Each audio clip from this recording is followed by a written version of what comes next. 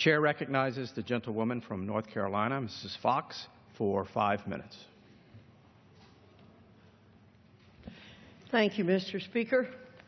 Mr. Speaker, we talk a lot in this chamber about the burdensome regulations that federal agencies frequently place on the American public.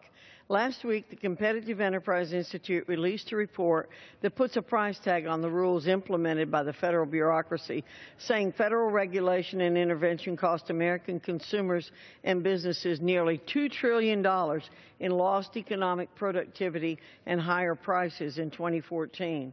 That is simply unacceptable. Many of these rules hinder innovation and job creation and are costly to business and consumers.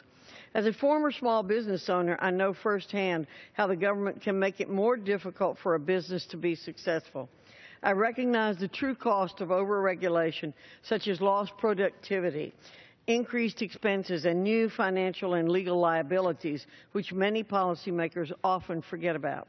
Just last month, the House approved a disapproval resolution to stop the Obama administration from implementing its flawed fiduciary rule, which will significantly impact the ability of Americans to receive advice on how to save for retirement and make it more difficult for businesses, in particular small businesses, to establish retirement plans. The rule, which contains more than 1,000 pages of new regulations, makes it cost prohibitive to offer advice or services to low and middle income Americans by increasing compliance costs and the risk of litigation.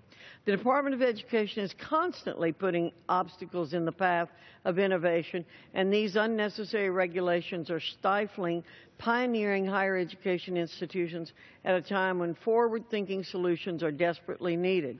More red tape and hoops to jump through are not going to promote diverse choices for students. In fact, they often add administrative costs on schools, costs that are typically passed on to students in the form of higher fees and tuition.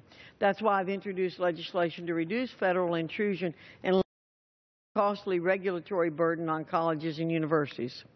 As my colleagues and constituents know, the issue of unfunded mandates has been a particular interest of mine for a long time.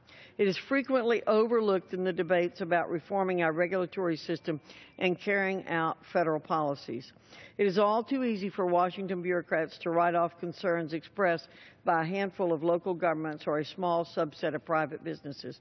But these decisions have real cost and real effects on the individuals, families, and communities we each represent. My legislation, the Unfunded Mandates Information Transparency Act, does not seek to prevent the federal government from regulating. Rather, it seeks to ensure that its regulations are deliberative and economically defensible.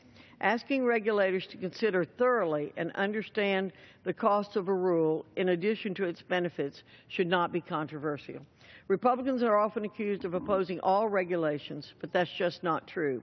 We're in favor of common sense rules, and we believe it is possible to alleviate the regulatory burden on small businesses and other job creators while balancing public safety and consumer interest. Regulation by bureaucratic fiat is not what the Founding Fathers had in mind when they created our government. I applaud Speaker Ryan for creating the task force on reducing regulatory burdens and look forward to seeing its suggestions for a modern and transparent regulatory system that makes it easier to invest, produce, and build in America. I yield back.